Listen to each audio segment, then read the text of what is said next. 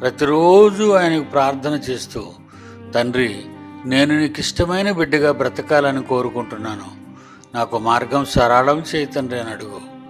నీకు ఈ ముందు దేవుని కోసం, నీ కోసం బ్రతుకుతాను తండ్రి, అన్ని విషయాల్లో నీ కోసం బ్రతుకుతాను, నా విషయంలో మీరు ఆలోచించండి తండ్రి అంటే దేవుడు నీ మనవి ఆలకిస్తాడు. ఆయన కొరకు నువ్వు ఏమీ చేయకుండా, నీ అవసరత రాగానే, ఆపద రాగానే, దేవుడా నాకు ఇప్పుడు ఇలాగ అయిపోయింది, నా భార్యను కాపాడు, నా పిల్లల్ని కాపాడు, నన్ను కాపాడు అంటారు. నీకు ఆపద వచ్చిన తర్వాత ప్రార్థన చేస్తే దేవుడు వినడు. నీకు ఏ ఆపద లేనప్పుడు నువ్వు దేవుని కొరకు బ్రతికితే, ఆ బ్రతికిన ఆ కాలంలో దేవుడిని నువ్వు అడిగితే దేవుడు నీకు ఏదైనా చేస్తాడు. మర్చిపోకండి, దేవుని కొరకు బ్రతికే కాలంలో నువ్వు దేవుణ్ణి ఏం అడిగినా దేవుడు నీకు ఎందుకు ఇవ్వడు?